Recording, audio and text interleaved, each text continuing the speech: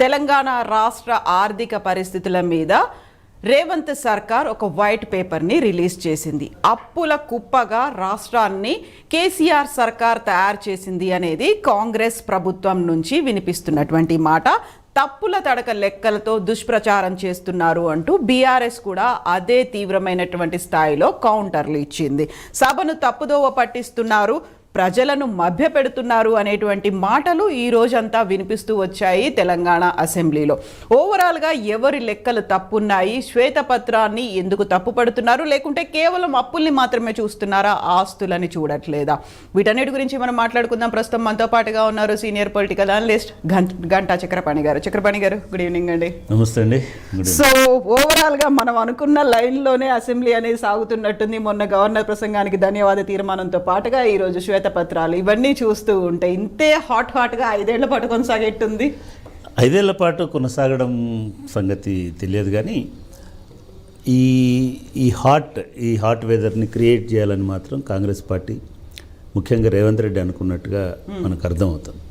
నేను చాలా జాగ్రత్తగా గమనిస్తూ పోతుంటే రేవంత్ రెడ్డి గారు 2 పంథాలను అనుసరిస్తున్నారు. ఒకటి, తన పరిపాలన మీద పట్టు సాధించుకోవడం. రెండవది, దాన్ని ఇప్పుడు మన అధికారుల బదిలీలనండి, పోస్టింగ్లనండి, పోలీసుల ట్రాన్స్ఫర్లనండి, వీటిలలో తను పూర్తి స్వేచ్ఛతో చేసుకుంటూ పోతున్నాడు. రెండవది, తన ప్రణాళికను అమలు చేయడం, కాంగ్రెస్ ప్రామిసెస్ని అమలు చేయడం. ఏ మాట కామాట మనం చాలామంది గమనిస్తున్నది ఏమిటి అని అంటే, ఆర్థికవేత్తలతో సహా తలకు మించిన భారాన్ని రేవంత్ రెడ్డి ఎత్తుకున్నాడు. ఆయన కెపాసిటీకి మించినటువంటి భారాన్ని అధిష్టాన వర్గం అనండి, లేదా మిగతా వాళ్ళు ఎత్తారు. అంటే కర్ణాటకలో ఆ భారాన్ని మోయగలిగే వాళ్ళు ఉన్నారు. ఎందుకంటే కర్ణాటక వేటికి అది తక్కువ భారం, కర్ణాటకలో ఉన్న సంక్షేమం అభివృద్ధికి తక్కువ భారం. కానీ తెలంగాణలో ఆల్రెడీ ఉన్నటువంటి సంక్షేమం అభివృద్ధికి రెట్టింపు భారాన్ని వాళ్ళు 6 గ్యారంటీలనండి, 6 గ్యారంటీలో నిబిడీకృతమైనటువంటి 66 హామీలనండి. 6 గ్యారంటీలు అంటే 6 కాదు, ఒక మహిళలకు సంబంధించిన దానిలోనే 3 ఉన్నాయి, 3, 4, 5 ఇట్లా ఉన్నాయి. ఇవన్నీ కలిపితే 66, 63 వస్తున్నాయి అనేటువంటిది వాళ్ళ BC empowerment plan, youth empowerment plan, women empowerment plan, SC empowerment plan, ఇవన్నీ కలిపితే అసలు భారతదేశంలో ఏ రాష్ట్రం కూడా ఇంత పెద్ద ఎత్తున అభివృద్ధి సంక్షేమం మీద పెట్టేటువంటి అవకాశం లేదు. సో ఇప్పుడు దాన్ని అమలు చేయడం అనేది ఒక చాలా పెద్ద ఛాలెంజ్. ఈ ఛాలెంజ్లో ఇంకా పూర్తి స్థాయి మంత్రివర్గం లేదు. ఇటువంటి దశలో అంతే వేగంగా, అంతే దూకుడుగా ముందుకెళ్ళేటువంటి వాతావరణం లేదు. అట్లాంటి వాతావరణం ఉంటే అంతే వేగంగా రైతు బంధు పడేది ఇప్పటికీ, అంతే వేగంగా టింగు అని మెసేజ్లు వచ్చేటి, ఇవేవి అవ్వట్లేదు. సో ఈ టైంలో ఒక గోల్ సెట్ చేసుకోవడానికంటే ముఖ్యంగా ఒక టార్గెట్ని బ్లేమ్ చేయడము, లేకపోతే అంతకుముందున్న ప్రభుత్వాన్ని కొంత ఇది చేయడం అనేటువంటిది జరిగింది. దానికోసమే శ్వేతపత్రం అనేటువంటిది ఒక ఇది తీసుకొచ్చినారు.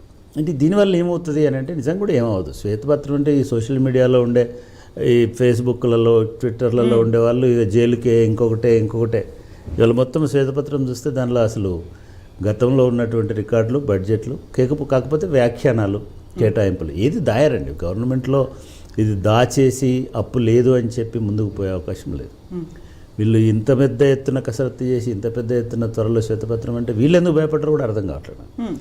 బీఆర్ఎస్ పార్టీ కూడా ఓకే రానియండి, శ్వేతపత్రము మంచిదే కదా అని అనాలి అని దానిలో ఉన్నటువంటి కేటాయింపుల్లో, వాళ్ళు ఇచ్చినటువంటి వివరణలో లేదా వాళ్ళ విశ్లేషణలో ఏదైనా లోపం ఉంటే ఇది ఇట్లా కాదు, ఇట్లా అని చెప్పాలి. ఎందుకంటే ఇది after all they spent all that money on people, ప్రజల మీదనే పెట్టినారు. వాళ్ళేమి కొత్త కార్లు కొనుక్కోవడానికి, బంగ్లాలు కొనుక్కోవడానికి కాదు. సో అట్లాంటప్పుడు శ్వేతపత్రం మంచిది, నిజానికి ఆ మంచి పని చేసినారు. కానీ మంచి పనిలో ఉన్నటువంటి ఉద్దేశం ఏమిటి అని అంటే, ఇంకా కొంతకాలం కాలయాపన చేయడం. ఒకటి అంటే మనం ఎలక్షన్స్ కంటే ముందు మాట్లాడుకున్నాం, కాంగ్రెస్ పార్టీ మనుషులని ఒక సైకలాజికల్ ట్రాప్లోకి తీసుకొచ్చింది, కొన్ని నరేటివ్స్ డెవలప్ చేసింది. సునీల్ కనుగోలు అనే స్క్రీన్ ప్లేలో ఈ దీనికంతా స్క్రిప్ట్ ఎట్లా నడిచింది, ఒక 6 నెలలు 1 year వెనక్కి పోతే కొన్ని వాదనలని క్రియేట్ చేయడం. గడి అనేది ఒక వాదన, దొర అనేది ఒక వాదన, కుటుంబం అనేది ఒక వాదన, అవినీతి అనేది ఒక వాదన, కాళేశ్వరం అనేది ఒక వాదన, టీఎస్పీఎస్ ఒక వాదన, నిరుద్యోగులకు, అవి కూడా లెక్క పెట్టుకుంటే 66 వాదనలు ఉంటాయి. ఈ 66 వాదనలని ప్రజల్లోకి వదిలేసి ఒక రకమైనటువంటి ఒపీనియన్ ఫార్మేషన్ అంటాం, అటువంటి ఒపీనియన్ ఫార్మేషన్ చేసి కరెక్ట్గా ఇప్పుడు కూడా అటువంటి ఒపీనియన్ ఫార్మేషన్కి అటువంటి కొన్ని వాదనలు క్రియేట్ చేసి అప్పుల కుప్ప, అవినీతి చిప్ప, కాళేశ్వరం ముప్పు ఇట్లాంటివి అన్నీ నడుస్తున్నాయి. దానిలో భాగంగానే శ్వేతపత్రం ఇస్తాం, సంగతి చూస్తాం, అప్పులు తెలిపిస్తాం, కక్కిస్తాం, ఇట్లాంటివి మాటలు వచ్చేసినాయి. ఇవాళ నేను ఈ శ్వేతపత్రం చూసిన తర్వాత నిజానికి ఇది ఒక ఆర్థిక ప్రణాళికలో గతంలో ఉన్నటువంటి డాక్యుమెంట్లు, లేదా బడ్జెట్లో ఉన్నటువంటి డాక్యుమెంట్లు, లేదా కాగ్ రిపోర్ట్లకు సంబంధించినటువంటి కేవలం ఆ అంకెలు తప్ప దీంట్లో ఏం లేదు. దీనిలో అవినీతి లేదు. మనం మొన్నటిసారి కూడా అనుకున్నాం, అప్పు చేయడం అంటే అవినీతి కాదు, అప్పు చేయడం అనేది నేరం కాదు, అప్పు చేయడం అనేది తప్పు కాదు. ఆ చేసిన అప్పుని ఎగ్గొడితే నేరం అవుతుంది, లేదా ఆ చేసిన అప్పుని దుర్వినియోగం చేస్తే తప్పు అవుతుంది. ఆ చేసిన అప్పులో కమిషన్లు తీసుకున్నట్టు నిరూపితమైతే అవినీతి అవుతుంది. కానీ చేసిన అప్పుని ఆస్తులకు క్రియేట్ చేయడానికి పెడితే, చేసిన అప్పుని సౌకర్యాలు కల్పించడానికి పెడితే, చేసిన అప్పుని అభివృద్ధికి పెడితే, చేసిన అప్పుని సంక్షేమానికి పెడితే దాన్ని భారతదేశంలోనే కాదు ప్రపంచంలో ఏ ఆర్థిక వ్యవస్థ కూడా అది తప్పు అని ఇప్పటివరకు చెప్పలేదు. భారతదేశంలో ఉన్నటువంటి 30 రాష్ట్రాల పరిస్థితిని కూడా మనం డిస్కస్ చేసుకున్నాం.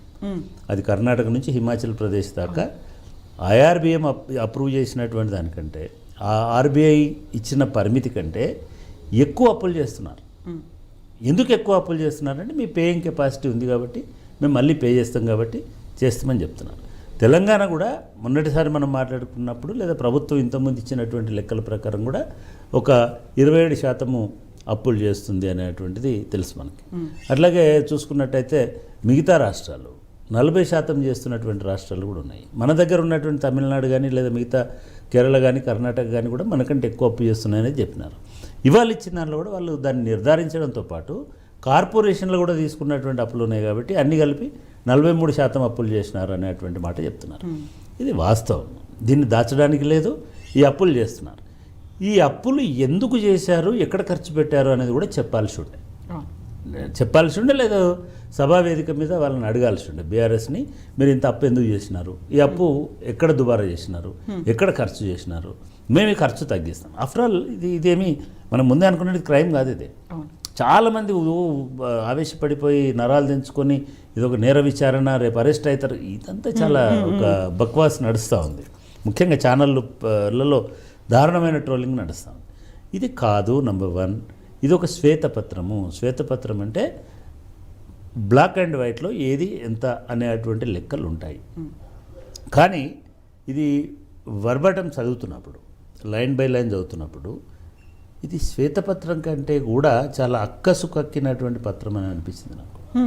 మిగతా అంకెలతో నాకు పేచీ లేదు, అప్పులతో పేచీ లేదు, మిగతా పేచీ లేదు. దీనిలో 3వ చాప్టర్ అని ఒకటి ఉంటుంది, పార్ట్ నెంబర్ 3. ఈ పార్ట్ నెంబర్ 3 నిజంగానే హరీష్ రావు గారు చెప్పినట్టుగా ఇది ఎవరన్నా ఆంధ్ర అధికారులే రాసినారా, రిటైర్డ్ ఎంప్లాయీస్ వాళ్ళు చెప్తున్న దాని ప్రకారము ఆర్థిక శాఖలో ఆంధ్ర అధికారులు రాసినట్టుగా ఉంది. నాకు కూడా ఇది చదువుతుంటే ఎంత అక్కసు ఉందంటే దీంట్లో ఎంత అసందర్భమైనటువంటి అంశాలు ఉన్నాయంటే, దీని సారాంశం తెలంగాణ వాళ్ళ కోసం చెప్తున్నా, నేను తెలంగాణ వాదిగా చెప్తున్నా, తెలంగాణ కోసం పోరాడిన వాడిగా చెప్తున్నా, ఒక 40 సంవత్సరాలు తెలంగాణ ఉద్యమంతో నడిచిన వాడిగా చెప్తున్నా. ఎంత దారుణంగా ఉందంటే దీంట్లో, ఉమ్మడి రాష్ట్రంలో తెలంగాణ బాగుంది, ఉమ్మడి రాష్ట్రంలో లక్షలు మీకు ఇచ్చినాము, ఉమ్మడి రాష్ట్రంలో దాదాపు 5 లక్షలు 4,98,000 కోట్ల రూపాయలతోటి మేము అసెట్స్ క్రియేట్ చేసి ఎక్కడి నుంచి మొదలుపెట్టినారు, నాగార్జున సాగరు, జూరాల, శ్రీరామ్ సాగర్ ఇవన్నీ చేసినామని చెప్పారు. ఫైన్ అనుకుందాం, రోడ్లు అనుకుందాం, ఇంకోటి. ఇది ఆఫ్టర్ ఆల్ ఇక్కడి పన్నులు, ఉమ్మడి రాష్ట్రంలో నువ్వు దానం ఇయ్యలే, ఇక్కడి పన్నులతోటి ఇక్కడ ఖర్చు పెట్టినాను, పర్వాలే అక్కడి వరకు. దానిలో ఇంకొక ముందుకు పోయి ఏం చెప్పినారనంటే, అవే కాకుండా ఐఐటి, IIT ఇవన్నీ కేంద్ర ప్రభుత్వం ఇచ్చేటువంటి. ఇంకొకటి డిఆర్డిఓ, ఎన్ఎఫ్సి, మిధాని, డిఆర్డిఎల్. అరే బాస్, ఇవన్నీ కూడా national government of India. Hyderabad అనేది ఒక సేఫెస్ట్ జోన్ కాబట్టి, సెంట్రల్ జోన్ కాబట్టి, నిజానికి సెంట్రల్ ఇండియా, సౌత్ ఇండియా కూడా కాదు. హైదరాబాద్ అనేది సేఫ్ జోను. ఇప్పుడు నువ్వు కాదు, మనం కాదు, డాక్టర్ బిఆర్ అంబేద్కర్ గారు ఆ కాలంలోనే మీరు డిఫెన్స్ అంతా హైదరాబాద్లో పెట్టాలా అని చెప్పారు. ఎందుకంటే ఇటు చైనా నుంచి, అటు పాకిస్తాన్ నుంచి, లేకపోతే ఇంకో దేశం నుంచి దేనికి కూడా అందనంత మిసైల్కి అందనంత దూరంలో ఉంటుంది కాబట్టి ఇక్కడ పెట్టాలన్నారు. ఆ పెట్టడంలో భాగం వచ్చినటువంటి రక్షణ కేంద్రంగా తెలంగాణ స్థితిని పరిష్టం చేయడంలో ఇది దోహదపడిందట. ఏది ఈ ఆంధ్రలో పాలన, ఈ 57 నుంచి 1913-14 చేసినటువంటి ఈ పరిపాలన వల్ల హైదరాబాద్లో DRDO, NFC, Midhani, DRDL, BDL ఇటువంటి రక్షణ అసలు ఎవరన్నా ఆలోచిస్తే దీనికి రాష్ట్ర ప్రభుత్వానికి సంబంధం ఏమన్నా ఉందా? ఒకటి. రెండవది ఇది ఇక్కడికి ఆగలే. బిహెచ్ఎల్, సిపిఆర్ఐ, ఐడిపిఎల్ ఇటువంటి ఔషధ పరిశ్రమలను కూడా ఆ ప్రభుత్వం స్థాపించిందట. ఉమ్మడి ఆంధ్రలో, హైదరాబాద్లో కావాలని వీళ్ళ పెట్టుబడులు పెట్టి స్థాపించిందట. ఇవి కూడా వదిలేయండి, Reddy labs, Bharat Biotech, hetero ఇవన్నీ కూడా అప్పటి ప్రభుత్వమే పెట్టిందట. దీనిలో సరే అనుకుందాం, ఇది కూడా ఇందులో కొన్ని వాక్యాలు ఉన్నాయి. నిజంగా తెలంగాణ గుడ్డిగా అరుస్తున్న వాళ్ళు కొంత ఆలోచించాలి. కొన్ని వాక్యాలు ఎట్లున్నాయంటే, ఈ మొత్తము తెలంగాణను పరిపాలించిన సరే ఇందులో ఇంకా సిసిఎంబి, హెచ్సియు, సిసిఎంబి అనేది నిజాం జమానా అప్పటిది, హెచ్సియు అనేది ఆంధ్ర వల్ల మోసం వల్ల తెలంగాణకు వచ్చినటువంటి సూత్రాల 6 సూత్రాలలో ఒక సూత్రం కింద వచ్చినటువంటిది. అట్లనే ఇక్రిసాట్, నాము, ఎన్ఐఎన్, సిఫెల్ ఇట్లా ఈ నోటికి ఏది వస్తే దానిలో ఇవన్నీ రాసి ఇవన్నీ మేము త్యాగం చేసి ఇక్కడ మేము అసెట్స్ క్రియేట్ చేసినామన్నారు. దీనిలో ఒక్క పైసా కూడా రాష్ట్ర ప్రభుత్వాలది ఉండదు. ఇది పూర్తిగా నేషనల్ అండ్ ఇంటర్నేషనల్. ఇక్రిసాట్ అనేది మీ నేషన్ తోటే సంబంధం, ఒక పరిశోధనా సంస్థ, అది అమెరికాకి సంబంధించినటువంటి పరిశోధనా సంస్థ. దీనికి వీళ్ళకి సంబంధం లేదు. ఇవన్నీ చెప్పుకుంటే ఏమంటారంటే, ఉమ్మడి రాష్ట్రంలో ఉన్నటువంటి ముఖ్యమంత్రులు అందరూ చాలా త్యాగనిరతితోటి ఇక్కడ ఈ ప్రాంతాన్ని అభివృద్ధి చేయడానికి, నేను నిజంగా చెప్తున్నాను రేవంత్ రెడ్డి గారు, మీరు చూస్తే కనుక మేము తెలంగాణ ఉద్యమంలో మేము చాలా నివేదికలు తయారు చేసినాం, కానీ ఇంత కుత్సితమైన, ఇంత దుర్మార్గమైన, ఇంత అభాండాలు వేసేటువంటి నివేదిక నేను ఎప్పుడు చూడలేదు. మీ శ్వేతపత్రాన్ని నేను సమర్థిస్తా, కానీ ఇటువంటి కామెంటరీని తెలంగాణ వాడు ఎవడు కూడా దీన్ని ఆమోదించడు, అంగీకరించడు. లేకపోతే రెండవ భాగంలో మొత్తం దీనిలో 11 పార్ట్స్ ఉన్నాయి. 41 పేజీలు, 42 పేజీలో టోటల్ రిపోర్ట్ ఉంది. ఈ 11లో గణాంకాలు ఉన్నాయి. అవును, గణాంకాలు ఉన్నాయి. సేమ్ మనకు బడ్జెట్లో కానీ లేకపోతే ఈ ఎకనామిక్ సర్వేలో కానీ ఏవైతే ఉంటాయో వాటి రాష్ట్రాలతో కంపారిజన్లో కూడా ఇవి చేసినారు. చివరికి ఎట్లా అంటారని అంటే, ఈవెన్ అంటే కొన్ని కామెంట్స్ ఎట్లా ఉంటాయంటే, తెలంగాణ చేస్తున్నటువంటి అప్పులు అనేటువంటి ఆరోగ్యకరంగా లేవంటే పర్వాలే, అసలు దారుణంగా ఉన్నాయి, దుర్మార్గంగా ఉన్నాయి.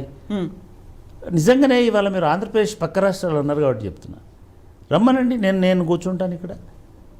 ఇది తయారు చేసిన వాడు ఎవడో రమ్మనండి. అసలు ఆంధ్రప్రదేశ్ అప్పులకు తెలంగాణ అప్పులకు పోల్చి చూడండి. ఎవరు ఎక్కడ పెట్టుబడులు పెడుతున్నారో చూడమనండి, ఎక్కడి నుంచి అప్పు తెచ్చుకుంటున్నారో చూడమనండి, వాళ్ళ రుణ పరిమితి ఏంటిదో చూడమనండి, వాళ్ళకు ఉన్నటువంటి పరపతి ఏంటిదో చూడమనండి. ఏ ఒక్క స్టేట్ తోటి అంటే ఇది ఒక బొంకడం అని అంటాం కదా, అబద్ధాలతోటి చేసినటువంటి దానిగా కనబడుతుంది. నేను ఒకటి ఫస్ట్ మనము శ్వేతపత్రాన్ని హర్షించాలి, స్వాగతించాలి. శ్వేతపత్రాలలో మీద ఉన్నటువంటి అంకెలను నిర్ధారించుకోవాలి.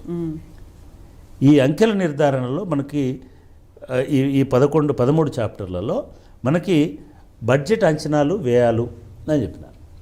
బడ్జెట్ అంచనాలు, వ్యయాలు అనేటువంటి ఎక్కడైనా సరే ఒక కొత్త స్టేట్లో చాలా అంబిషియస్ అంచనాలు ఉంటాయి. వీళ్ళు ఏమంటున్నారు, మీరు అంచనా వేసిన దానికి మీరు ఖర్చు చేసిన వ్యయానికి చాలా గ్యాప్ ఉంది, మీరు 60% to 80% రాబడి వచ్చింది మీకు, అదే ఖర్చు చేసినారంటాడు. తెలుగుని ఎవడైనా సరే అంచనా పెద్దగా పెట్టుకుంటాడు, లక్ష్యం పెద్దగా పెట్టుకుంటాడు.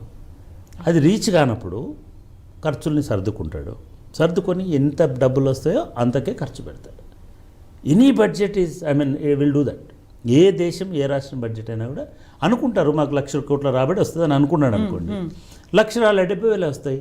నువ్వు ఖర్చు 90,000 కోట్లకు పెట్టుకున్నావు అనుకోండి, దాన్ని 60,000 కుదించుకుంటావు. దట్ ఈస్ కాల్డ్ బడ్జెట్ అంటేనే అది. సో దాన్ని కామెంట్ చేసుకుంటూ, దాన్ని చెప్పుకుంటూ గతంలో 90% వచ్చినాయి. అరే గతంలో 1957 నుంచి 1997 దాకా లేదా 2007 దాకా ఒక స్థిరమైన రాష్ట్రం ఉంది. మనకి కొత్తగా కుదురుకున్నటువంటి రాష్ట్రంలో ఎట్లుంటుందండి అంటే, ఏ మార్గంలో ఎంత పన్ను వస్తుందో తెలియదు. హైదరాబాద్ రియల్ ఎస్టేట్ ఎట్లుంటుందో తెలియదు, లేదా భూముల మీద రిజిస్ట్రేషన్ మిగతా చోట్ల ఎట్లుంటుందో తెలియదు. వేరే పనులు లేవు రాష్ట్రానికి. మనకు రెగ్యులర్గా ఇన్కమ్ జనరేషన్ జరగాలి. ఇన్కమ్ జనరేషన్ ఎప్పుడు కూడా మనం ఆశించిన లక్ష్యంలో ఆశించిన పద్ధతిలో జరగదు. ఇది ఒక బేసిక్గా అండర్స్టాండ్ చేసుకోవాల్సిన విషయం. 2వ చాప్టర్కి సంబంధించి ఈ 2వ చాప్టర్లో ఇది ఉమ్మడి ఆంధ్రలో చాలా అద్భుతంగా ఉండింది, రాబడి ఖర్చు ఇక్కడ చెడిపోయింది అనేటువంటిది. బహుశా నాకు డౌట్ వస్తుంది, ఏమన్నా రేవంత్ రెడ్డి మళ్ళీ ఏమైనా కలుపుతాడా అంటే ఇది ఇట్లాంటిది పరిస్థితి లేదు అని. అంటే ఆ పద్ధతిలో రాసిన వాళ్ళు, ఇది నేను అనుకోవడం రేవంత్ రెడ్డి గారు చదవలేదు, మిగతా వాళ్ళ మంత్రులు కూడా ఎవరు చదవలేదు. చదివితే ఆ భాగాలని అట్లా స్వీకరించే అవకాశం లేదు. రెండవది, సరే రెవెన్యూ రాకడా పోకడా అనేటువంటిది మీరు ప్రతిసారి చెప్తుంటారు, రెవెన్యూ వసూలు ఎట్లా వస్తాయి, ఎట్లా ఖర్చు, దానిలో ఎవరు రంధ్రాన్వేషణ చేయాల్సిన అవసరం ఉండదు. అయితే లోటు ఉంటుంది, లోటు పెరుగుతుంది అనేటువంటి మాట చెప్తున్నారు. వాళ్ళు కూడా ప్రతి బడ్జెట్లో చెప్తున్నారు రెవెన్యూ లోటు ఉందని, ఆర్థిక సర్వే చెప్తుంది రెవెన్యూ లోటు ఉందని. ఇవన్నీ వాస్తవాలే.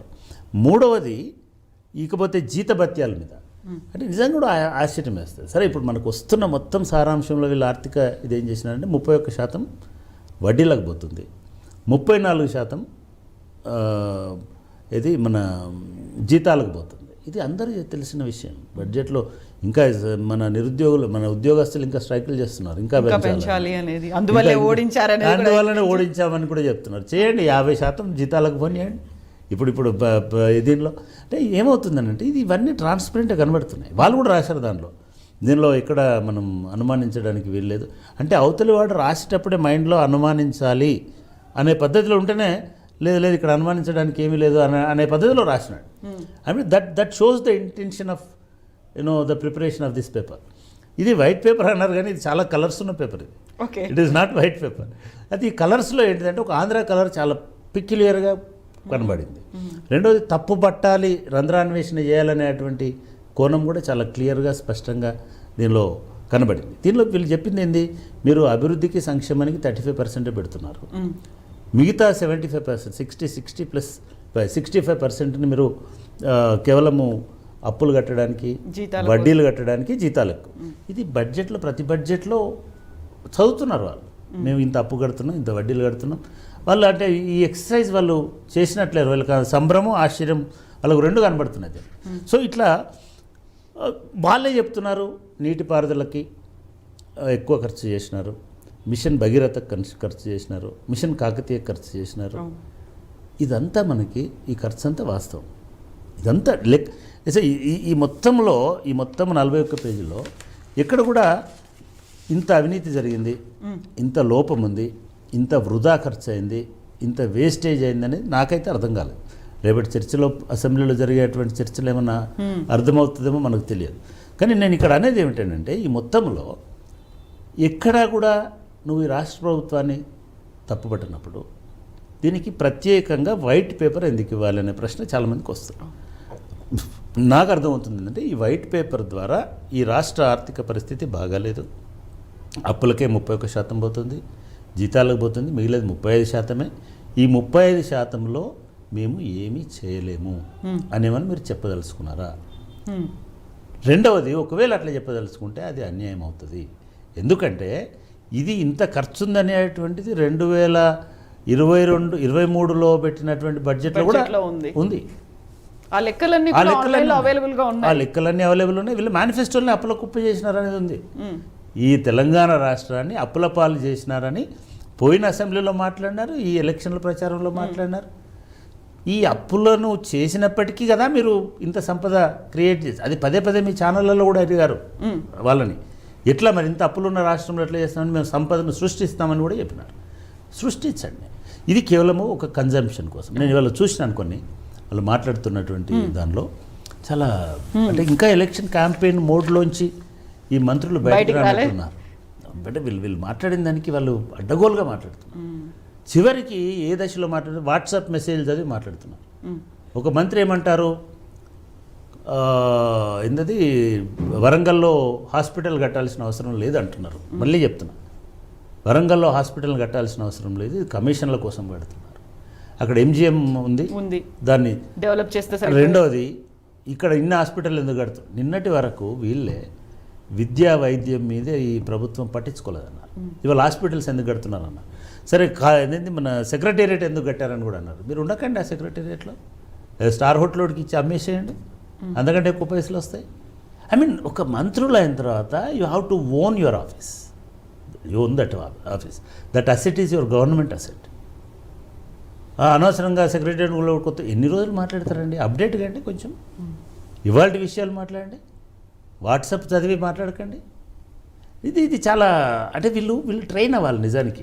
నేను నిజంగానే వీళ్ళు ఎలా హోటల్లో ఉన్నప్పుడు వీళ్ళందరూ ట్రైనింగ్ ఇస్తున్నారంటే నిజంగానే ఇస్తున్నారు అనుకుని ఇవాళ మాట్లాడిన చూస్తే అయితే నాకు చాలా ఆశ్చర్యం వేసింది. అంటే ఏమాత్రం తడుముకోకుండా ఉమ్మడి రాష్ట్రం చాలా బాగుంది అంటున్నారు.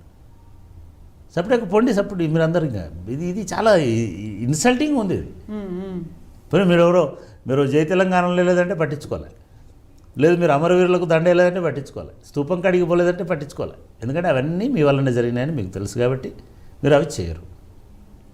కనీసం ఈ రాష్ట్రాన్ని you hail the state, Telangana అనండి, జై తెలంగాణ రాష్ట్రం కదా, మీరు మేమే ఇచ్చాము అని చెప్తూ ఉన్నప్పుడు అదే ప్రచారం మీరు దాన్ని ఓన్ చేసుకుని ఇవ్వడం వేరు, ఓన్ చేసుకోవడం వేరు. మీరు అనుకుంటున్నారు దానం చేసినామని, దానం చేసినోడు ఓన్ చేసుకోడు. మేము అనుకుంటున్నాం, తెలంగాణ సమాజం అనుకుంటుంది, మీలో కూడా కొందరు మీ పొన్నం ప్రభాకర్ లాంటి వాళ్ళు అనుకుంటున్నారు, లేదా మీ ఉత్తమ్ కుమార్ రెడ్డి లాంటి వాళ్ళు అనుకుంటున్నారు, మీ బట్టి లాంటి వాళ్ళు అనుకుంటున్నారు మేము సాధించుకున్నాం, పోరాడి. ఎందుకంటే పెప్పర్ స్ప్రే కూడా కొట్టిందని మీరే చెప్తున్నారు. పెప్పర్ స్ప్రే ఎవరు కొట్టారు? బీఆర్ఎస్లు కొట్టారా? అదే కాంగ్రెస్ ఆంధ్ర లీడర్లు కొట్టారు. ఇవాళ ఇది కూడా ఒక పెప్పర్ స్ప్రే అని నేను అనుకుంటున్నాను. ఇది కూడా ఒక పెప్పర్ స్ప్రే, దానిలో third part is pepper spray. ఏం భాష వాడినారు? ఎందుకంత అక్కసు వెళ్ళగక్కినారు? ఇది మంచిది కాదు, ఇది మంచిది కాదు. ఇకపోతే మీరు ఒక అప్పులు అని చెప్పి తప్పించుకున్నారు. అప్పులు చెప్పారు పర్ఫెక్ట్గా, ఇన్నున్నాయి. ఇది జగద్విదితం, మన దీనిలోనే ఉన్నాయి ఇన్ని అప్పులు ఉన్నాయన్నది అందరికీ తెలిసినటువంటి విషయం. ఇప్పుడు దీనికి ఒక్కొక్కరికి 3 లక్షలు అప్పులు చేసినారు, అది చేసినారు. అరే యార్, మీ ఒక్క తలసరి ఆదాయమే 3.5 లక్షలు అని చెప్తున్నారు ఇప్పుడు. I mean that is the ఇది లైన్ వీళ్ళకు ఉండేటిది. రెండవది, ఈ అప్పులని ఏం చేశారు? మీరు అన్నట్టు ఫామ్ హౌజులు కట్టించుకున్నారా? మీరు అన్నట్టు ఇంకొకటి చేసుకున్నారా? ఇవి చెప్పరా? లగ్జరీ కార్లలో తిరిగారా? ఒక కాన్వాయ్కి పెట్టుకున్నారా? దేనికోసం యూస్ చేసుకున్నారా? స్పెషల్ ఫ్లైట్లలో ఢిల్లీకి వెళ్ళడానికా? అంటే నేను రేవంత్ రెడ్డి మా ఫ్రెండ్ కాబట్టి నేను అవన్నీ అనను. ఓకే, ఎందుకంటే రేవంత్ రెడ్డి ఇప్పటికి 9 సార్లు ఢిల్లీకి పోయినాడు 10 రోజులలో 11 రోజులలో. అయినా కూడా కాంగ్రెస్ లీడర్లు ఈ మాట కూడా చెప్తున్నారు, దుబారా ఖర్చులు లేకుండా చూసుకుంటున్నామని. అవునండి, ఆయన నిజంగానే ఆయన దుబారా ఖర్చులు చేయరు కావచ్చు. నేనేమంటున్నానంటే దానికంటే నాకు చాలా ఇంపార్టెంట్ అనిపించేది ఏమంటే, మనం రికార్డు కావాల్సింది కూడా ఏమిటంటే, తెలంగాణ ఒక కొత్త రాష్ట్రం, దీన్ని మీరు మర్చిపోవద్దు. కొత్త రాష్ట్రానికి నికరమైన నిర్దిష్టమైన ఆదాయ మార్గాలు లేవు. ఈ రాష్ట్రం వచ్చినప్పుడు, ఈ రాష్ట్రం ఏర్పడ్డ తర్వాత ప్రభుత్వం నేను మళ్ళీ చెప్తున్నాను, ప్రభుత్వం అంటే తెలంగాణ ప్రజల తరఫున ఉన్నటువంటి ప్రభుత్వం. ఆ ప్రభుత్వం ఆదాయ మార్గాలు ఏమిటి, తెలంగాణకున్న వనరులు ఏమిటి, ఆ వనరులను ఎట్లా ఉపయోగంలోకి తీసుకొచ్చుకోవాలనేటువంటి పద్ధతిలో ఆలోచించి అది నూతన భూమి విధానం ఉండొచ్చు, నూతన ఇండస్ట్రియల్ పాలసీ ఉండొచ్చు, నూతన మిగతా ఉండొచ్చు, పర్మిషన్లు ఉండొచ్చు, ఇవన్నిటినీ ఒక సీరియస్ రీసెర్చ్ లాగా చేసుకొని, నిపుణుల సలహాలు తీసుకొని they have chalked out certain programmes. ఈ చాక్డ్ అవుట్ చేసుకున్నటువంటి దానిలో ఏమనుకున్నారంటే, మనం నీళ్లు నిధులు నియామకాలు మనల్ని నడిపించినటువంటి నినాదాలు, తెలంగాణ ఉద్యమాన్ని నీళ్లు నిధులు నియామకాలు నడిపించి తీసుకెళ్ళినాయి. కానీ ఈ పునర్నిర్మాణ నినాదం వేరు. ఈ పునర్నిర్మాణ విధానంలో లోకలైజ్ చేయాలి, స్థానికంగా తీసుకురావాలి, రీచబుల్గా పోవాలి, గవర్నమెంట్ అనేది అందుబాటులో ఉండాలి. ఈ దాని నుంచి చిన్న జిల్లాలు ఏర్పాటు చేసుకోవడం, ఎక్కువ మండలాలు ఏర్పాటు చేసుకోవడం, ఎక్కువ రెవెన్యూ డివిజన్లు ఏర్పాటు చేసుకోవడం, ప్రతి జిల్లాలో కార్యాలయాలు కట్టుకోవడం, ప్రతి జిల్లాలో పోలీస్ స్టేషన్లు మండలాల్లో కట్టుకోవడం, అంటే ఇట్లా స్థానిక పరిపాలన వ్యవస్థకు కావాల్సినటువంటి యంత్రాంగాన్ని, దానికి కావాల్సినటువంటి ఇన్ఫ్రాస్ట్రక్చర్ని ఒక 5 సంవత్సరాలు పట్టింది వాళ్ళకి. ఇవన్నీ కూడా మీ రకరకాల మార్గాల నుంచి వచ్చినటువంటి డబ్బులతోటి ప్రజల కోసం ఒక ఆస్తిని క్రియేట్ చేయడం కింద భావించాలి. అంతే తప్ప ఇది దుబారా కాదు. రెండవది, విద్య మీద నిర్లక్ష్యం జరిగింది. నేను కూడా అనుకుంటాను విద్య ఇంకా బాగు చేయాల్సి ఉండే, యూనివర్సిటీలను బాగు చేయాల్సి ఉండే, అధ్యాపకులను నింపాల్సి ఉండే, వాస్తవం. కానీ ఒక 200 రెసిడెన్షియల్ స్కూళ్ళ నుంచి 1022 రెసిడెన్షియల్ స్కూల్స్కి తీసుకొచ్చి పిల్లలను 5-6 లక్షల మందిని ఇప్పుడు అంటే ఒక పీరియడ్లో ఒక 6-7 లక్షల మంది అక్కడ చదువుతున్నారని అంటే వాళ్ళకి కావాల్సినటువంటి పోషణ, వాళ్ళకి కావాల్సినటువంటి వసతి, వాళ్ళకి కావాల్సిన సౌకర్యాలు ఇవన్నీ 100% కల్పించినారు. దాన్ని నువ్వు అప్రిషియేట్ చేయాలి ఎవరైనా. అంటే ఎక్కడ ఏం ఫీజు తీసుకోవట్లే, దీని మీద పెట్టిన ప్రతిదీ సంక్షేమం మీద పెడుతున్న పెట్టుబడే. ఎప్పుడైనా సరే వెల్ఫేర్ అనేది పెట్టుబడే. ఎందుకంటే ఆ వెల్ఫేర్ వల్ల బాగుపడ్డ వాళ్ళు రేపు ఈ రాష్ట్ర అభివృద్ధికి దోహదపడతారు. మానవాభివృద్ధికి చాలా కాంట్రిబ్యూషన్ అది. సో ఆ రకంగా చేసినారు, దాన్ని మీరు పట్టించుకోలే. అగ్రికల్చర్ అనేది another dimension of development plan, reconstruction plan of Telangana. It's పెద్ద ప్లాన్ అది. ఈ పెద్ద ప్లాన్లో ఏం చేశారు? పెద్ద ప్రాజెక్టులు కట్టారు, పెద్ద టన్నల్స్ కట్టారు, పెద్ద ఎత్తిపోతలు కట్టారు, పెద్ద పంపోదులు కట్టారు, పెద్ద ఎత్తున వాటర్ని పెద్ద ఎత్తుకు తీసుకొచ్చి పంపు చేసినారు. ఒక 50 అడుగుల 500 అడుగుల దూరం తీసుకొచ్చేసి ఇవన్నీ కట్టారు. ఇవన్నీ మీరు వెళ్ళి ఫిజికల్గా చూడగలిగే అసెట్స్. సరే దానిలో లోపాలు ఉన్నాయా, దాంట్లో అవినీతి ఉందా, మీరు డెఫినెట్గా మీరు ఎంక్వైరీ చేయండి. హైకోర్టు దాకా మీరు కూడా వెళ్ళారు. తప్పేముంది? CBI విచారణ. ప్రజలు ఒకటండి, నేనేమంటానంటే ప్రజల ఆస్తికి, ప్రజల సంపదకి, ప్రజల దీనికి విఘాతం కలిగినప్పుడు ఖచ్చితంగా విచారణ జరపాలి. నథింగ్ రాంగ్, అది చేయనియండి. దాని జోలికి పోవాల్సిన అవసరం లేదు. కానీ మీకు కాళేశ్వరము ఇసుకలో ఉన్నటువంటి నీళ్ళ నుంచి మీరు నల్గొండ జిల్లాలో ఉన్నటువంటి ఫ్లోరోసిస్లో ఉన్నటువంటి నీళ్లను కలపడం అనేటువంటిది డెఫినెట్గా నా దృష్టిలో చాలా గొప్ప అభివృద్ధి. ఎందుకు ఎవడైనా సరే ఇవాళ కాదన్నట్టు ఆ నీళ్ళని తాగొద్దు, వాడొద్దు. ఇది చాలా గొప్ప అభివృద్ధి. వాటర్ని అంత షిఫ్ట్ చేసి అంత హైట్కి తీసుకెళ్ళి అంత దూరం తీసుకెళ్ళి, అది కృష్ణా బేసిన్లో ఉంటుంది. నిజానికి మా కరీంనగర్ వాళ్ళు గొడవ చేయాలి, ఇది గోదావరి బేసిన్, సహజ విరుద్ధంగా నదీ ప్రవాహానికి విరుద్ధంగా మీరు తీసుకుపోయి నల్లగొండలకు నీళ్ళు ఇస్తున్నారు, ఫ్లోరైడ్ వాళ్ళకి నీళ్ళు అట్లా ఉండదు తెలంగాణలో. ఇంత ఖర్చు చేసి పోనీ రూపాయికి 1000 రూపాయలు, లీటర్కి 100 రూపాయలు, కానీ నీకు ఫ్లోరైడ్ లేకుండా మనుషులు బతికితే 100 రూపాయలు పెట్టడానికి ఏమి? సో అంటే అటువంటి ఒక ప్రణాళిక చేసినారు. అది చేయడమే కాకుండా రైతులను నిజంగా కూడా మనం చాలా వీటి లేకుండా ఆలోచిస్తే రైతులకు ఉన్నంత సెక్యూరిటీ తెలంగాణలో ఇంకెవరికి లేదు. ఒకటి, తెలంగాణలో రైతులకు ఉన్న సెక్యూరిటీ ఏ రాష్ట్రంలో రైతులకు లేదు. రెండు, ఈ రెండు స్టేట్మెంట్స్ నేను ఇవ్వదలుచుకున్నాను. ఎందుకు లేదంటే ఈవెన్ ఎంప్లాయీస్ కూడా టైంకు జీతం వస్తలేదు. ఇప్పుడే కాదు, బీఆర్ఎస్ గవర్నమెంట్ అది కొంతమందికి ఉంది. నిరుద్యోగం వస్తలేదు, లేదా ఇంకోటి. కానీ రైతులకు మాత్రం గత 10 సంవత్సరాలుగా అనేక సౌకర్యాలు వచ్చినాయి. అసలు రైతులకు సౌకర్యాలు కాదు, వాళ్ళకి అందవలసిన విద్యుత్ అందడం చాలా గొప్ప విషయం. 24 గంటలో లేదా డే టైం 24 గంటలు కూడా కాదు, 10 గంటలే, 8 గంటలే, లేదా 13 గంటలే వాళ్లకు అనుకూలమైన సమయంలో, గతంలో లాగా అర్ధరాత్రి ఇవ్వడం కాకుండా అనుకూలమైన సమయంలో విద్యుత్ ఇస్తున్నారా లేదా ఉచితంగా ఇస్తున్నారా లేదా? అది రెండు, వాటర్ ఇస్తున్నారా లేదా? ప్రతి మూలకి ఇవాళ మిషన్ భగీరథ అనేటువంటిది, మిషన్ కాకతీయ అనేటువంటిది మొత్తం చెరువులన్నీ క్లీన్ చేసి పెట్టినారు కదా. కనీసం 20,000 చెరువులు, 25,000 చెరువులు అన్నీ బాగు చేసి పెట్టినారు కదా. వాటి కిందనే కదా ఇప్పుడు పంటలన్నీ పండుతున్నాయి. అంటే ఈ నీళ్లు రావడం వలన మీకు ఒక్క ప్యాడీలోనే 3 రెట్ల ఎక్కువ సంపదను మీరు ప్రొడ్యూస్ చేయగలిగినారు. దిగుబడి పెరిగింది. ఆ దిగుబడి ఎవరికి పెరిగింది? రైతులకే పెరిగింది. పెట్టుబడి తగ్గింది. ఎందుకు తగ్గిందంటే వాటర్ సెస్ లేదు. ఎందుకు తగ్గిందంటే కరెంటు బిల్లు లేదు. ఈ రెండు లేకపోవడం అనేది పెద్ద ఊరట. అయినా సరే మీకు పెట్టుబడి పెరిగింది. దాంతో ఏమైంది? ఆదాయం పెరిగింది. ఈ ఆదాయానికి తోడు పెట్టుబడి సహాయం కింద డబ్బులు వస్తున్నాయి. 1,000 కోట్ల రూపాయలు ఇవాళ మీరు 44,000 మంది రైతులకి, 50,000 మంది రైతులకి టెన్షన్గా ఈ 11 విడతల్లో ఎప్పుడు ప్రాబ్లం రాలేదు కదా. అది వచ్చింది కదా. రైతు బీమా ఒక్కదాని మీదనే వాళ్ళు దగ్గర 6,000 కోట్ల రూపాయలు ఓన్లీ రైతు బీమా ప్రీమియం కడుతున్నారు. 6,000 కోట్లు మామూలు విషయం కాదు. అంటే వీళ్ళకు అట్లనే 1,00,000 మంది రైతులకు ఇప్పటికీ చనిపోయిన వాళ్ళకు డబ్బులు ఇచ్చినామని చెప్తున్నారు. సో ఇట్లా ఇవన్నీ కూడా ఒకవైపు సంక్షేమం అనండి, లేదా mission Bhagiratha, mission Kakatiya, canals, మిగతా ఇటువంటి అభివృద్ధి అనండి, రోడ్లు అనండి, దగ్గర ఒక 10,000 కిలోమీటర్ల రోడ్లు ఎక్స్ట్రా వేసినారు ఈ 10 సంవత్సరాలలో. అంటే ఒక సంవత్సరానికి 1000 కిలోమీటర్ల రోడ్లు ఎక్కువ వేసినట్టు.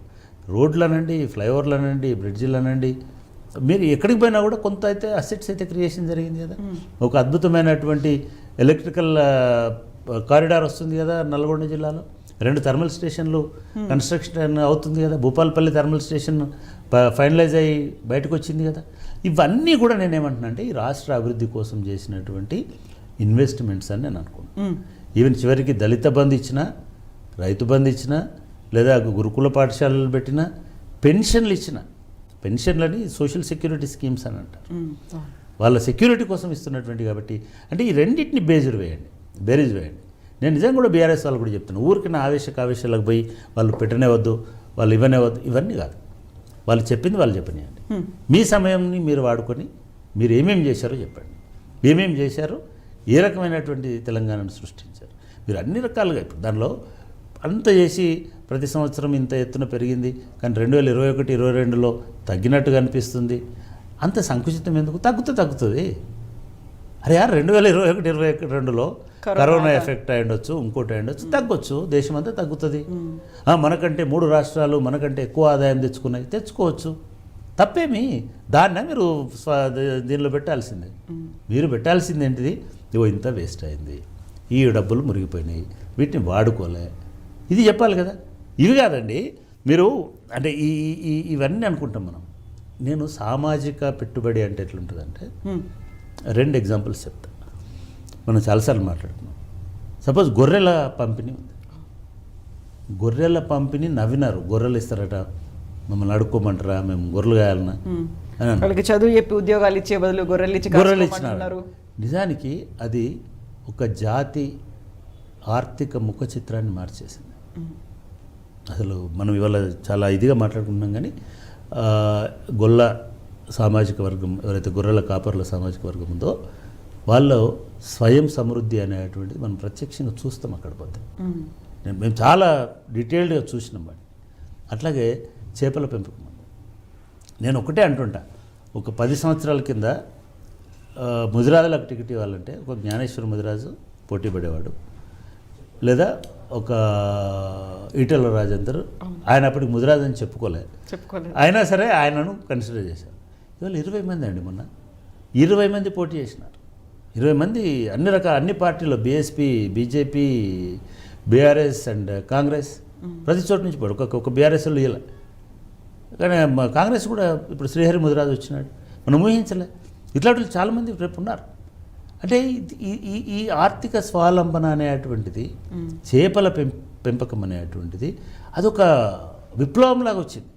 5 రెవల్యూషన్స్ అని చెప్తున్నారు కదా. 100% తెలంగాణ 5 రెవల్యూషన్స్కి ఒక పుట్టినిల్లు లాంటిది. డెఫినెట్గా 5 రెవల్యూషన్స్ రేపు ఈ రాష్ట్ర భవిష్యత్తును మార్చేస్తాయి. ఇవి మరి ఇప్పుడు గొర్రెలకు మీరు ఫ్రీగా ఇచ్చినారు, అప్పు తెచ్చినారు. వాళ్ళు నేషనల్ డెవలప్మెంట్ ఏజెన్సీ ఉంది ఒకటి, NCFD ఏదో, అక్కడ తీసుకొచ్చారు. అక్కడ ఎందుకు అప్పు తెచ్చారంటే మరి ఈ స్కీమ్ కోసం తెచ్చినారు. ఏ ప్రభుత్వమైనా ఇది చేస్తే ఇది మంచి సాంప్రదాయం. మీరు చెప్పినారు, వాళ్ళను కూడా చెప్పనియండి. వాళ్ళను కూడా ఇవాళ మీరు ఎట్లాగైతే అప్పుల ప్రణాళిక చెప్పినారో, అప్పుల పద్దు చెప్పినారో, రేపు వాళ్ళు డెవలప్మెంట్ ప్రణాళిక కూడా చెప్తారు. చెప్పనియండి, ఎక్కడెక్కడ ఎంత డెవలప్మెంట్ చేశారు, ఎంత ఇది చేశారు, ఎక్కడ ఎంత ఆస్తులు క్రియేట్ చేశారు, ఎన్ని మైళ్ళ రోడ్లు వేశారు, ఎన్ని కిలోమీటర్ల ఇవి కాలువలు కట్టించారు, లేదా అన్నీ ఒక గణాంకాలు ఉంటాయి కదా. ఒక ఐటీ హబ్ అనండి, ప్రతి జిల్లాలో ఇదనండి, ప్రతి జిల్లా కలెక్టరేట్ అనండి, రకరకాల ఇవి ఉన్నాయి కదా. ఇవి కూడా చెప్పండి. 2 బేరేజ్ వేసుకొని ఒకవేళ వీళ్ళు తప్పు చేసినారు అనుకుంటే, ఒకవేళ ఇప్పటి వరకు జరిగినటువంటి 10 ఏళ్ల ప్రణాళిక తప్పనుకుంటే, మీరు దానికి భిన్నమైనటువంటి ప్రణాళికను అనుసరించండి. ఆ విధానానికి స్వస్తి చెప్పండి. స్వస్తి చెప్పి మేము ఇవి చేయము, ఇవి మాత్రమే చేస్తాము అని చెప్పండి. వీళ్ళు ఇంత దుబారా చేసినారు, మేము ఆ దుబారాన్ని మేము తగ్గించుకుంటాము. మొత్తం నెల ఖర్చులు ఇవ్వండి. నెల ఒక ముఖ్యమంత్రికి కార్యాలయం మీద GAD నుంచి ఎంత ఖర్చు పెట్టినారు, ఒక ముఖ్యమంత్రి కాదు, ఓవరాల్గా అందరూ మంత్రివర్గానికి, అందరికీ మీ పెట్రోల్, మీ డీజిల్, మీ ఎయిర్ ఫేర్, మీ ఫ్లైట్ కిరాయిలు, మీ ఇంకోటి, మీ భోజనము, మీ సిబ్బంది, ఇవన్నీ కూడా ట్రాన్స్పరెంట్ ఉండండి. తప్పేముందల్లా అవి కూడా తీయండి. లాస్ట్ తప్పు కానే కాదు. ఎప్పుడు తీయాలది? వాళ్ళకంటే మీరు ఖర్చు తక్కువ పెట్టినప్పుడు డెఫినెట్గా చూపించాలి. ట్రాన్స్పరెంట్గా కాదు, మేము పొదుపు పాటిస్తున్నామని చెప్పండి. అది మార్గం. రెండవది 34% మీరు జీతాలు ఇస్తున్నాము. వాస్తవం అది. రాష్ట్రంలో, దేశంలో నాకు బాగా గుర్తు, నేను కూడా ఒక ఎంప్లాయీనే కాబట్టి, అంటే నేను రాష్ట్ర ప్రభుత్వ ఎంప్లాయీని కాదు, అది వేరే సంగతి. కానీ ఈ రాష్ట్ర ప్రభుత్వ ఎంప్లాయీస్కి ఈ మేనిఫెస్టో తయారు చేసేటప్పుడు కేంద్ర ప్రభుత్వంతో సమానమైన జీతాలు ఇస్తామని ఫస్ట్ మేనిఫెస్టోలో పెట్టారు వాళ్ళు. తర్వాత ఈ ఎంప్లాయీస్ అసోసియేషన్ వాళ్ళు వచ్చి ఒక రిప్రజెంటేషన్ ఇచ్చారు ముఖ్యమంత్రికి. ఏమని ఇచ్చారు? మాకు కేంద్ర ప్రభుత్వం వద్దు, మీరే ఏదో ఒకటి నిర్ణయించండి. ఆయన 40%, 39% ఫిట్మెంట్ ఇచ్చేసి పెట్టినాడు. అంటే నిజం కూడా అప్పుడు చాలామంది ఆశ్చర్యపోయినారు. సో 11%, 17% రికమెండ్ చేసింది అప్పుడు. ఇప్పుడు మొన్న అప్పుడు 15% అంటే నేనేమంటున్నా అంటే, ఎస్ మీరు కనిపించింది అనుకోండి, కమిషన్ వేయండి. ఇట్లాగ మీ పేరు విజన్ వేస్తారు కదా, ఇప్పుడు వేయాలి. వేసినప్పుడు ఆ కమిషన్కి చెప్పండి, జీతాలకు ఇంత తగ్గించాలి, మేము పొదుపు పాటిస్తాం. ఎస్ నేను కూడా సపోర్ట్ చేస్తాను, మీకు ఆ పని చేయండి, ఆ పొదుపు పాటించండి. మీరు ఈ పొదుపుల గురించి వీటి గురించి ఆలోచించి. కానీ మొన్న నేను ఒక ఇంట్రెస్టింగ్ న్యూస్ ఐటమ్ చదివాను. రైతు బంధు 10,000కే పరిమితం చేస్తే, 10 ఎకరాలకే 10 ఎకరాలకి పరిమితం చేస్తే మారేది ఏమీ ఉండదు. ఎందుకంటే వీళ్ళు ఎక్కువ హామీ ఇచ్చారు. ఒకటి 10 ఎకరాల కంటే ఎక్కువ ఉన్న వాళ్ళు చాలా తక్కువ ఉన్నారు. ఇప్పటివరకు ఏం చెప్పారండి? లక్షల ఎకరాలు ఉన్న వాళ్ళకు, 1000 ఎకరాలు ఉన్న వాళ్ళకు, ఐఏఎస్లకి, సినిమా యాక్టర్లకి అని పేర్లు కూడా తీసుకొని మాట్లాడినారు కదా. చేయండి ఆ పని. 10 కూడా వద్దు, 5 ఎకరాలకే పరిమితం చేయండి. This my demand. 5 ఎకరాలకు పరిమితం చేయండి. ఎంప్లాయీస్ అందరిని తీసేయండి, ఇన్కమ్ ట్యాక్స్ ఉన్నటువంటి ఎంప్లాయీస్. మాకు వాళ్ళ భూమి ఉంటే మాలాంటి కూడా తీసేయండి. ట్యాక్స్ కట్టిన ప్రతి ఒక్కరిని తీసేయండి. వైట్ కేష్ రేషన్ కార్డు ఉన్నోళ్ళకే వేయండి. అది పొదుపు అంటే బ్రహ్మాండంగా చేయొచ్చు. అట్లా కూడా చేయండి. ఇవి ఎట్లా చేస్తారు అనేది ఇంపార్టెంట్. ఇంకెంతో కాలం మనం ఏం జరిగింది అనే దాని మీద ఆలోచించరు. ఇది కొంచెం టైం కన్జ్యూమ్ అవ్వడానికి పనికి వస్తుంది. ఈ అసెంబ్లీ సెషన్ దీని మీద వెళ్ళిపోతుంది.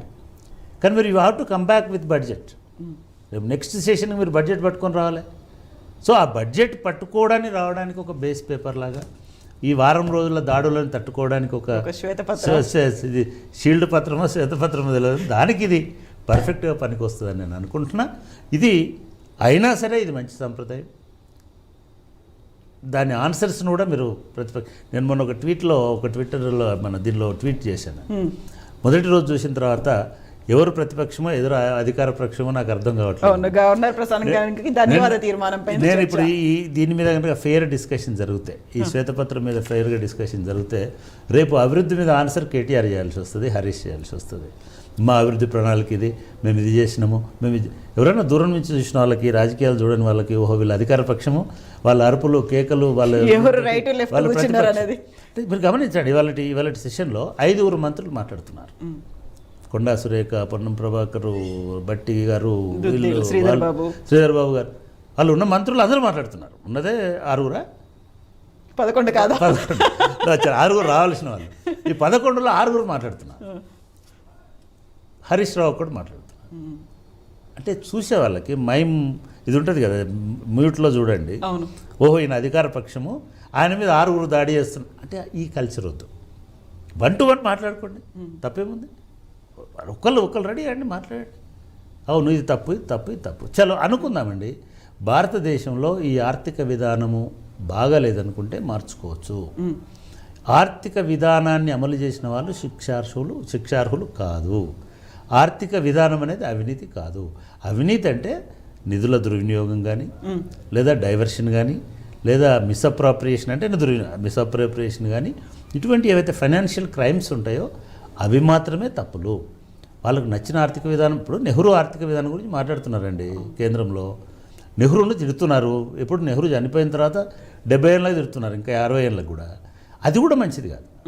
ఆయన తనకు నచ్చినటువంటి విజన్ ప్రకారం తీసుకున్నారు. ఈవెన్ నేనేమంటున్నా ఈ టైంలో అయినా, ఇప్పుడు మన్మోహన్ సింగ్ గారు ఆర్థిక మంత్రిగా, పివి నరసింహరావు గారు ఒక కొత్త ఆర్థిక విధానాలను తీసుకొచ్చినారు. అప్పుడు కమ్యూనిస్టులు, వీళ్ళు, ఆర్ఎస్ఎస్ వాళ్ళు అందరూ దుమ్మెత్తిపోసినారు. ఎస్ మేము కూడా దుమ్మెత్తిపోసినాము. కానీ స్లోగా అదే మంచిది, అదే పద్ధతి అని తర్వాత వచ్చినటువంటి బీజేపీ కూడా అదే విధానాలను కంటిన్యూ చేసింది. రేపు నిజంగానే ఎవరైనా కమ్యూనిస్టులో లేదా థర్డ్ ఫ్రంట్ ఇండియా కూటమి వచ్చి ఈ ఆర్థిక విధానాలు బాగలేవు, ఇగో ఇంత ఇదైపోయిందని ఇంకో పద్ధతిలో పో. ఐ మీన్ అదొక policy. Policy cannot be prosecuted. Policy మీద నువ్వు ఇది చేయలేదు, ఎందుకంటే అది శాసనసభ ఆమోదించిన పాలసీ. సో నేనేమంటున్నానంటే, ఎస్ ఇది చాలా ఒక మంచి పద్ధతి. దీని మీద కూలంకషమైన చర్చ జరగాలి, స్వేచ్ఛాయుత వాతావరణంలో చర్చ జరగాలి, మంచి పద్ధతిలో జరగాలి. ఇది ప్రజలకు పూర్తిగా అర్థం కావాలి. దీని గురించి పెద్దగా బాధపడాల్సిన అవసరము లేదా ప్రజలు కూడా ఆందోళన చెందాల్సిన అవసరము లేదు. దీని తర్వాత అయినా ఖచ్చితంగా మనకు మీ అందరికీ పెన్షన్లు వస్తాయి, మీ అందరికీ రైతు బంధు వస్తుంది, మీ అందరికీ ఫ్రీ కరెంట్ వస్తుంది. ఇవన్నీ సంక్షేమ పాలన సంక్షేమ పథకాలు అనేవి ఖచ్చితంగా మీకు అందుతాయని నేను ఆశిస్తున్నాను. సో ఇప్పటి ఈ లెక్కలు ఈరోజు చెప్పినటువంటి లెక్కలన్నీ కూడా వాళ్ళ మేనిఫెస్టోకి సంబంధించి దానికి అనుగుణంగా ఉన్నాయా లేదా, లేకుంటే తెలంగాణ రాష్ట్రానికి సంబంధించి అభివృద్ధి అనేది ముందుకు వెళ్తుందా లేదా, దేని మీద ఫోకస్ పెట్టినట్టుగా అనిపిస్తుంది? అంటే వీళ్ళు కేవలం పోస్ట్ మార్టం రిపోర్ట్ అనుకుంటున్నాను. Okay, this is not progress report, this is a post mortem report. They have to come with their progressive report, own progress, own design అంటే వాళ్ళ బడ్జెట్. ఇప్పుడు నాకు చాలా అభ్యంతరాలు 3వ చాప్టర్లో నాకు చాలా అభ్యంతరం ఏంటంటే ఇది ఒక విజన్ లేదు వీళ్ళకి, ఇంత పెట్టుకున్నారు. చాలా మీరు తగ్గించండి. ఎవరొద్దన్నారు 3.5 లక్షల కోట్ల నుంచి 1.5 లక్షన్నరకే పెట్టండి బడ్జెట్.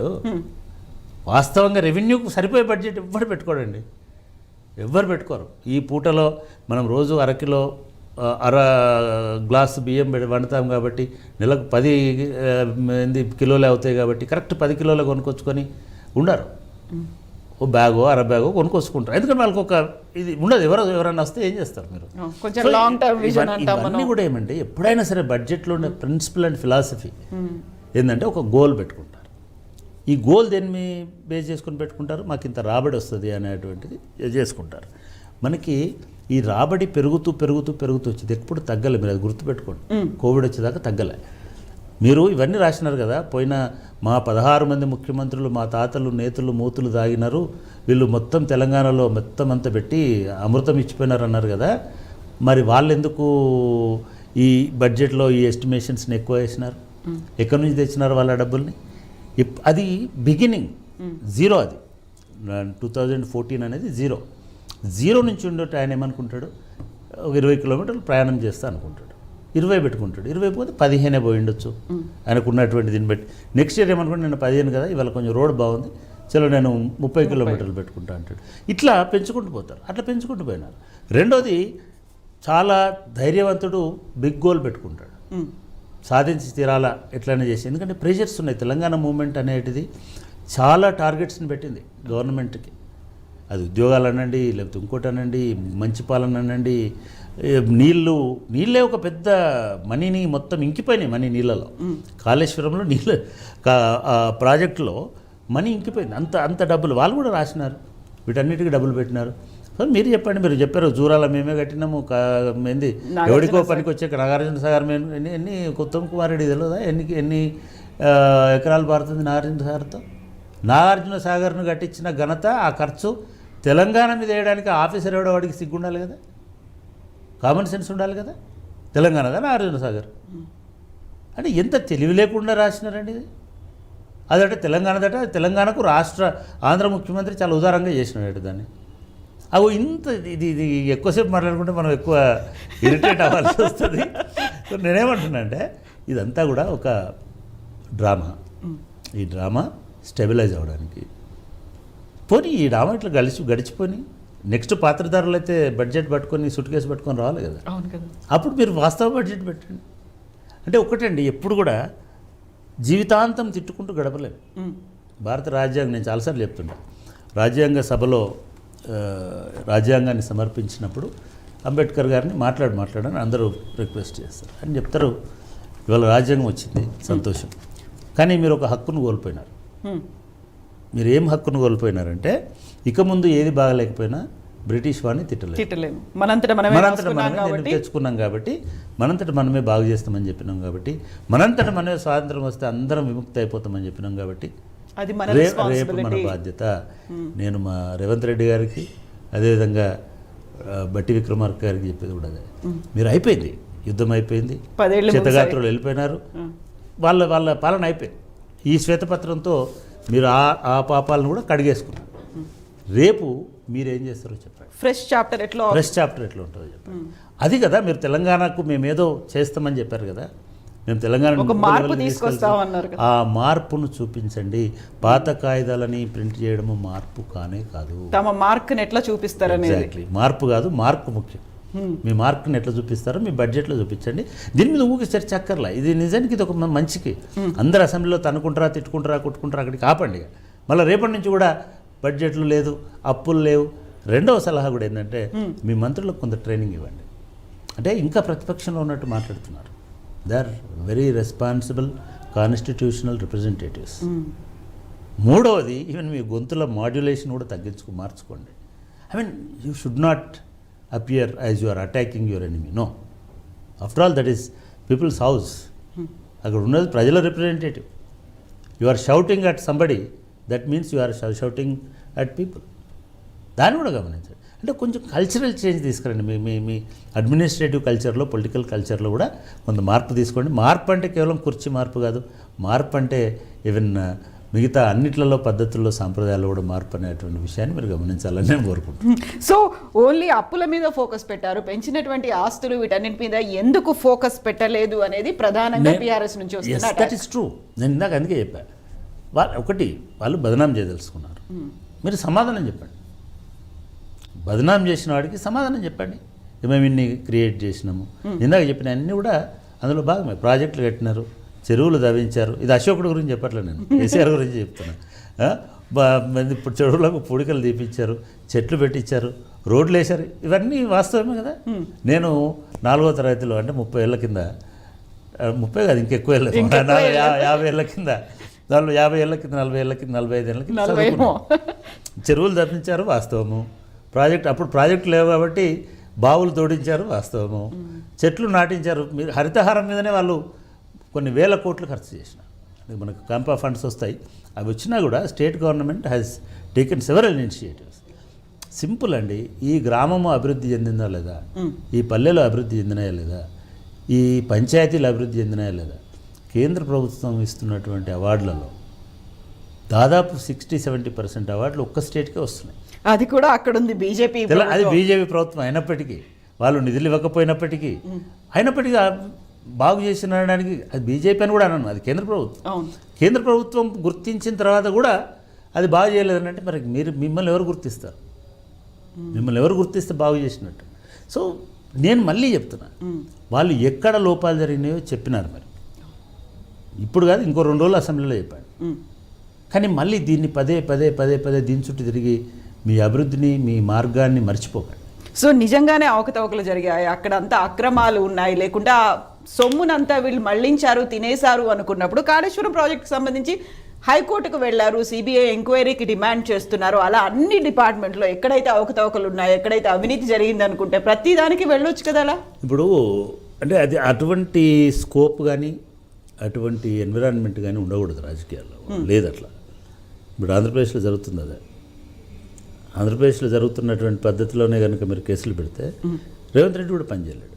మాకు అడ్మినిస్ట్రేషన్లో ఒకటి చెప్తుంటారు, మీకు ఏ విమర్శ రాకుండా ఉండాలంటే, మీ మీద ఏ అలిగేషన్ రాకుండా ఉండాలంటే మీరు ఏం పని చేయొద్దు. Okay, you just go to office and SIT and take your salary and come home. మిమ్మల్ని ఎవరు అన్నారు? మీ అవినీతి ఉండదు మీ దగ్గర. మీరు స్పెండ్ చేస్తున్నారంటే, పని చేయడం స్టార్ట్ చేసినారంటే విమర్శించేవాడు ఉంటాడు. పని చేయకపోతే ఎవడు విమర్శించాడు. పని చేయట్లేదు అని అంటాడు, కానీ తిన్నాడు అన్నాడు, అక్రమం చేసిండు అన్నాడు, బంధుప్రీతి అన్నాడు, వాళ్ళ కులమోడికి పెట్టిండు అన్నాడు, వాళ్ళ ఊరోడికి పెట్టిండు అన్నాడు. అసలు చేయకపోతే అయిపోయింది కదా, పట్టించుకోవడం మానేసి. అది ఎవరు పట్టించుకో. ఇది అట్లుంటుంది. కాబట్టి నువ్వు ఏ పని చేసినా నీ మీద ఒక ఆపాదింపు ఉంటుంది, మీ మీద ఒక నెగటివ్ ప్రచారం ఉంటుంది, అబ్జర్వేషన్ మీద ఒక దుమ్మెత్తి పోషణం ఉంటుంది. చలో రెడీ. మీరు ఏదైనా నేను ఎందుకంటే నేను అడ్మినిస్ట్రేషన్లో ఉన్నా కాబట్టి నేను చెప్తాను. మేము 35,000, 37,000, 36,000 ఇచ్చినాం. 92%, 93% సక్సెస్ రేట్ మాది. మాకు ఇచ్చిన ఉద్యోగాలలో 38,000 ఇస్తే 36,000 వాపసు ఇచ్చేసినాం. ఆయన కూడా రోజు ఎవడో అంటుంటాడు. ఈ రోజు అనేటువంటి మనం సమానం చెప్పుకుంటూ ఉండలేము. అసలు మనం ఇప్పటిలాగా ఒక్క ఉద్యోగం కూడా ఇవ్వకుండా 3 ఏళ్ళు 5 ఏళ్ళు గడిపినాం అనుకో, మీకు అసలు సమస్య లేదు కదా, సమస్య లేదు. కాబట్టి అడ్మినిస్ట్రేషన్లో ఇటువంటి విమర్శలు ఉంటాయి. విమర్శ అనేటువంటిది నిందారోపణ కాదు. నిందారోపణ కూడా నేరం కాదు. ఇవి నేరము కూడా చాలాసార్లు శిక్షార్హమైనది కాదు. కాబట్టి ఈ వైట్ పేపరే ఒక ఉరితాడని రాసిండేవాడు నిన్న. వైట్ పేపర్ ఎందుకు ఉరితాడు అవుతుందిరా? ఇలా ఏం లేదు. ఇలా కేవలం గణాంకాలు, పద్దులు, ఖర్చులు. ఒకటే పొలిటికల్ అటాక్ ఎక్కడ ఉందంటే పార్ట్ 3లో ఉంది. ఆ పార్ట్ 3 అనేటిది ఎవరు రాశారో నాకైతే తెలియదు.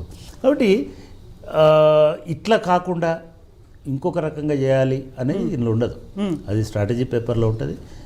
ఇది కూడా అంటే ఇటువంటి వైట్ పేపరు, స్ట్రాటజీ పేపర్ ఇవన్నీ చంద్రబాబు నాయుడు గారు తీసుకొచ్చినటువంటి జార్గ్ అనేది మంచిది. మళ్ళీ అది రివిజిట్ చేస్తుంది ఇప్పుడు. అటువంటిది మళ్ళీ రేపు ఏమన్నా స్ట్రాటజీ పేపర్ తీసుకొస్తే సంతోషం. సో ఆ మాట కూడా అన్నట్టున్నారు కదా, గురువు గారిని ఫాలో అయినట్టున్నారు ఆంధ్ర హరీష్ గారు ఎందుకు అన్నారో తెలియదు నాకు. కానీ ఈ అంటే బహుశా నేను వారికి కూడా చెప్తున్నా, రేవంత్ రెడ్డి గారికి చెప్తున్నా, వారికి చెప్తున్నా, ఈ థర్డ్ చాప్టర్ ఏదైతే ఉందో, థర్డ్ పార్ట్ ఏదైతే ఉందో చాలా ఎంబరాసింగ్గా ఉంది. ఒక రకంగా తెలంగాణ వాళ్ళకి అసలు ఏం జరగలేదు, అన్యాయమే లేదు, మేము చాలా గొప్ప వాళ్ళం, మేము పరిపాలనలో ప్రపంచ రికార్డు ఉన్న వాళ్ళం, మీకు పరిపాలన చేత కాలేదు అని ఉంది. అలాంటప్పుడు తెలంగాణ ఇవ్వాల్సిన అవసరం కూడా లేకుండే కదా. అసలు ఎందుకు ఇచ్చినారో నాకు అర్థం కావట్లేదు. ఇప్పుడు కూడా 20 ఏళ్ళు 30 ఏళ్ళు కొట్లాడినా కూడా ఇది చదివిన తర్వాత అరే ఇంత బాగున్నాక ఇంక తెలంగాణ ఎందుకు అనేటువంటి ధోరణిలోకి తీసుకుపోయినారు. బట్ ఐ మీన్ ఫైన్ ఓవరాల్గా అంటే ఎప్పుడో ఒకసారి ఒక ఫైనల్ స్టేట్మెంట్ అయితే ఇవ్వాలి కదా. నేను అనుకుంటున్నా ఈ శ్వేతపత్రం final statement on allegations against BRS government. Next మళ్ళీ ఉండకూడదు అసలు అయితే. ఎందుకంటే మీరు ఇచ్చినారు, లెట్ పీపుల్ జడ్జ్, ప్రజలు దాన్ని నిర్ణయించుకుంటారు. You come up with alternative plan. ఇలా మొత్తంలో చెప్పింది ఏంది, తెలంగాణ ప్రభుత్వము బీఆర్ఎస్ ప్రభుత్వ విధానాలు 10 ఏళ్లలో సరిగ్గా లేవు, మీరు సరి చేయండి, అందుకే మీకు అధికారం ఇచ్చారు, అందుకే కదా మీకు అధికారం ఇచ్చింది. మీరు ఇంకో 10 ఏళ్ళు ఉండండి, 10 ఏళ్ళు కదా శాశ్వతంగా ఉండండి, బాగు చేస్తే శాశ్వతంగా ఉంటారు కదా. Let us see that. I mean మంచిదండి, మంచిగా కోరుకోవాలి ఎప్పుడైనా. మార్పు ఎలా ఉంటుంది, మార్పు మంచిదే కాదు, మార్పు కూడా మంచిదే. కానీ అదే నేను ఒకటే కోరుకునేది ఏంటంటే ప్రజాధనం దుర్వినియోగం కావద్దు, ప్రజా సమయం దుర్వినియోగం కావద్దు, శాసనసభ దుర్వినియోగం కావద్దు, బయట కూడా మైకులు శబ్ద కాలుష్యం ఉండొద్దు.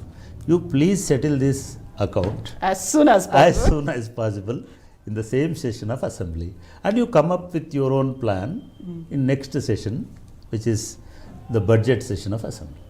Simple. ఎస్. సో ఏం జరుగుతుంది అనేది రేపైనా ఇంకా మళ్ళీ కంటిన్యూ అవుతుందా, దీనికి ఇక్కడే ఫుల్ స్టాప్ పెట్టేసి నెక్స్ట్ ఫోకస్ అనేది దేని మీద పెడతారు మనం?